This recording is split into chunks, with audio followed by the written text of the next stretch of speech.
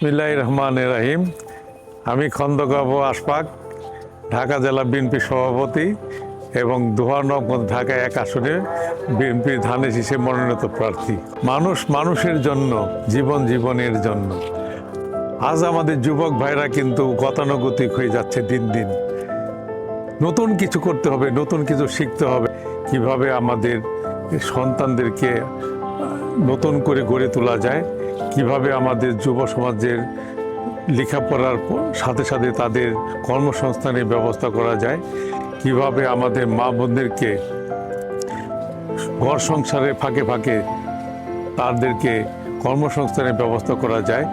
সেই পুরোনো দিনের হাসপাতাল যেখানে ঢুকলে এখনও দুর্গন্ধ আসে, মেঝের মধ্যে রোগী শুয়ে থাকে, পর্যাপ্ত খাবার নেই, পর্যাপ্ত বিছানা নেই, এমনই অবস্থায় মানবেতর জীবনযাপন করছি আমরা। কিন্তু আমাদের পরবর্তী প্রজন্ম কি তাই চায়? না। আর কোনো সত্য ঘটনা লিখতে যেও যেন আমাদের কোনো তরুণ ভাই বোন এদেরকে নির্যাতনের শিকার না হতে না হয়, এদেরকে নামে যেন মামলা না হয়, এদেরকে যেন জেলখানা যেতে না হয়, আমাদের জনগণকে ঢাকার দিকে ছুটতে না হয়, বিদেশের দিকে ছুটতে না হয় চিকিৎসার জন্য। আমাদের সন্তানদেরকে, আমাদের পরিবারদেরকে আমরা যেন আমাদের দোহার-নগরদের মাটিতেই উন্নত চিকিৎসার মাধ্যমে তাদেরকে এখানে চিকিৎসা সেবা দিতে পারি। আমরা কৃষকের সন্তান, আমাদের পিতা মাতা ছিলেন কৃষকের সন্তান।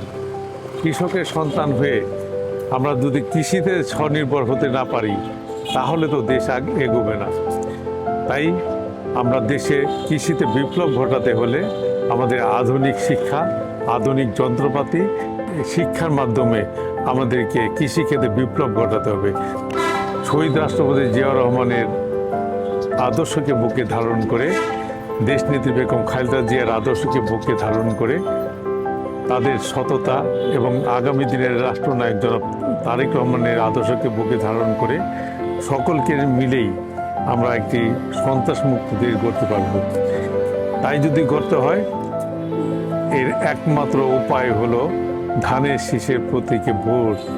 ধানের শীষ মার্কায় ভোট দিলে তাহলেই দেশের মানুষের শান্তি ফিরে আসবে, মানুষের বাক স্বাধীনতা ফিরে পাবে, মানুষের সংবাদপত্রের স্বাধীনতা ফিরে পাবে। আসুন না আমরা সকলে মিলে একবার ধানের শীষে ভোট দিই।